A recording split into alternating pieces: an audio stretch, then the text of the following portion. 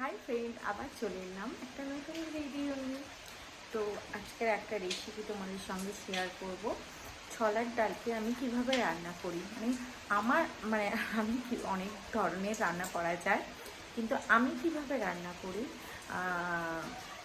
তো দেখতে থাকো।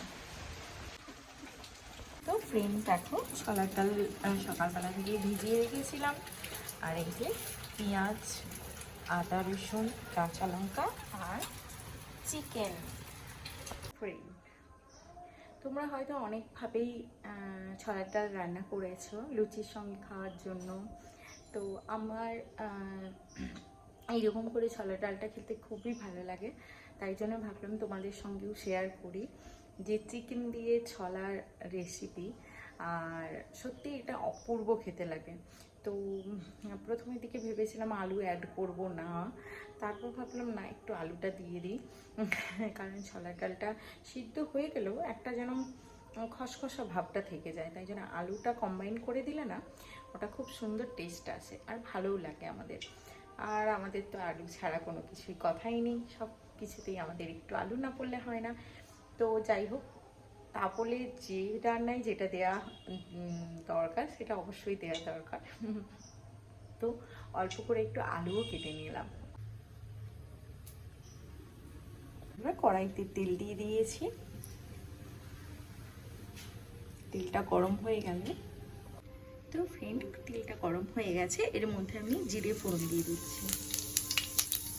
এর মধ্যে এক এক করে কাঁচা পেঁয়াজ,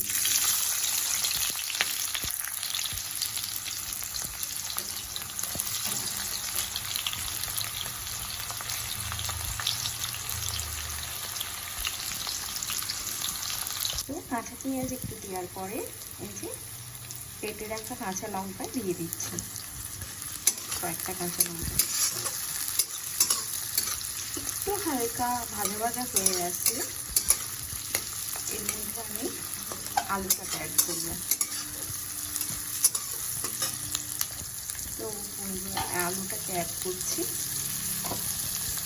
যেহেতু আমি আলু থেকে বেশি রাখছি, আলুটা যেহেতু এতটুকু দিয়ে দিচ্ছি। ভেজে রাখা আলুকে লাস্টে তুলে দিচ্ছি, যেহেতু আমি আলুটা ভেজে রাখিনি তাই জন্যই পেঁয়াজের সঙ্গে দিয়ে দিলাম।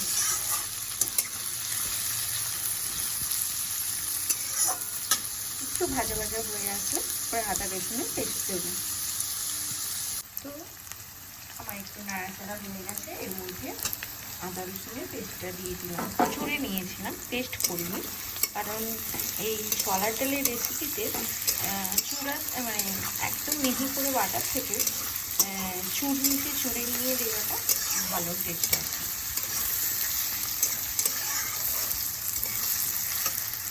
একটু নাড়াচাড়ার পরে ছোলার ডালটাও যে ভিজিয়ে রেখেছিলাম সেটাও দিয়ে দিয়েছি, কারণ ছোলার ডালের একটা স্মেল আসছে না, সেটা কিছুক্ষণ নাড়াচাড়া করার পরে সেই স্মেলটা পায়। তো অনেকক্ষণ ধরেই এটাকে কষাতে হবে, তাই জন্য মশলার সঙ্গে কষাতে হবে বলেই আমি ছোলার ডালটা দিয়ে দিয়েছি।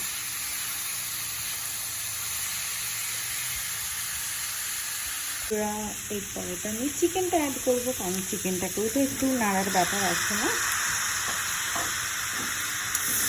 এর পরে পরে সব কিছু দেবো। আগে ভালো করে কষাই, এরপরে হলুদ লঙ্কা যেমন অ্যাড করতে হয় করবো, কিন্তু একটু পরে ছোলাটাকে ভালো করে একটু কষিয়ে নিতে অনেকক্ষণ ধরে। ফ্রেন্ড, এই দেখো হলুদ গুঁড়ি আর লঙ্কা গুঁড়ি দিয়ে দিয়েছি, যেহেতু আমি কাঁচা লঙ্কা অ্যাড করেছি তাই জন্যে লঙ্কা গুঁড়িটাকে কম পরিমাণে দিয়েছি। কিছুক্ষণ নাড়াচাড়ার পরে বন্ধুরা এই যে ধনে গুঁড়ো নিয়ে নিয়েছি, আর কিছুক্ষণ নাড়াচাড়ার পরে ধনে গুঁড়ো নিয়ে নিয়েছি, এখানে মিট মশলা নিয়ে নিয়েছি, আর আমার আরেকটা মশলা যেটা আমি সব তরকারিতে অ্যাড করে থাকি, ম্যাগি মশলা।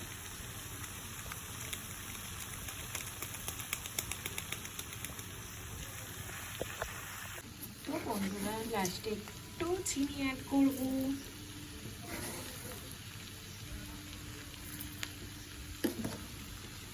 আর স্বাদ মতন লবণ দিয়ে দিয়েছি। দেখো প্রেশার কুকারে দিয়ে দিয়েছি, আর পরিমাণ জল দিয়ে দিয়েছি, কালারটা শুধু এসছে দেখো। আর তোমরা চাইলে এখানে টমেটো অ্যাড করতে পারো, ধনে পাতা অ্যাড করতে পারো, কারণ আমার কাছে দুটোই কোনো কিছু ছিল না, তাই জন্য আমি অ্যাড করিনি আজকে। আমি আগে অনেকবার অ্যাড করেছি, খুব সুন্দর লাগে। বলে তোমাদের বাড়িতে কার কার বাড়িতে ছোলার ডাল কীভাবে রান্না করো অবশ্যই আমাকে জানাবে কমেন্টে, যদি সম্ভব হয়। অত বড় লিখতে তো অনেকটা টাইম লাগবে, যাই হোক। তো